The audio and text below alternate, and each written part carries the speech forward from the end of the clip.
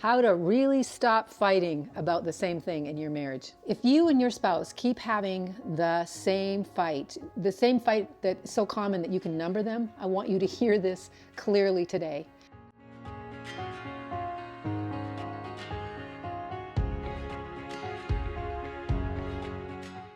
The problem is not the topic of your fights. Everybody thinks that they need to solve those topics, right? The problem is the pattern of the fight. And if you've never heard that before, stick with us today. My name is Diane Arnold, and I work with couples and leaders who are often navigating hard seasons in their marriage.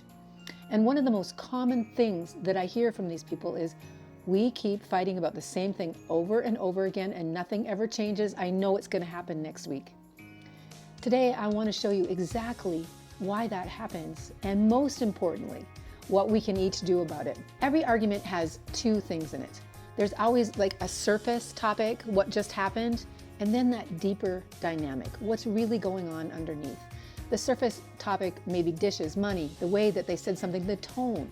But the deeper dynamic is, I don't feel heard, I don't feel safe, and maybe even I don't feel respected.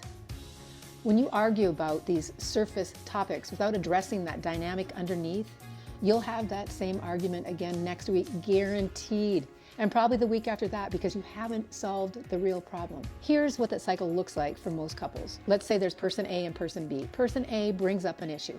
Person B hears that and immediately feels criticized. And then person B might get defensive. What happens to person A? They feel dismissed by that response. Then they escalate, and then probably person B will shut down. Nobody wins, nothing changes, and both leave more frustrated than when they started. This isn't a communication problem, it's a nervous system problem. When we feel even slightly attacked, our brains naturally shift into protection mode. We stop listening and start defending. And that's biology, not a character issue. The cycle is automatic. If you don't choose to enter it, it's like pressing the same button every day and expecting a different result. And the only way to break it is to interrupt it intentionally. So what are some steps to do that? Step 1, stop reacting and start responding. Reaction is automatic, that's what we talked about. But responding, that's our choice. When you react, you enter the pattern. When you respond, you can actually choose to break it or change it. The simplest way to move from reaction to response is to pause before you speak. Not to avoid the conversation, that's never going to work. Even if it meant you're thinking you give your nervous system a break, it's not going to work. Step 2, stop trying to win. Start trying to understand. What does that look like? When you enter a conversation to win, that means somebody's got to lose. And when somebody loses inside a marriage, the marriage loses. Both people lose.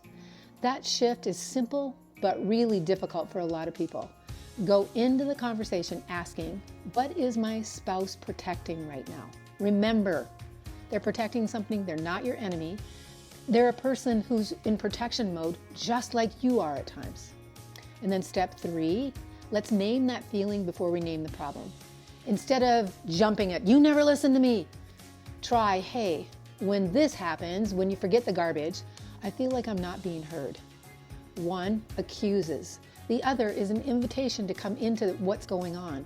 And that difference can change the entire direction of a conversation. You don't need to feel defensive. Couples don't fall apart because of their problems. They wear each other down through these repeated patterns. The fight that you keep having is not proof that your marriage is broken and that you can never get this right. It's proof that the pattern hasn't changed yet, and maybe you haven't even tried.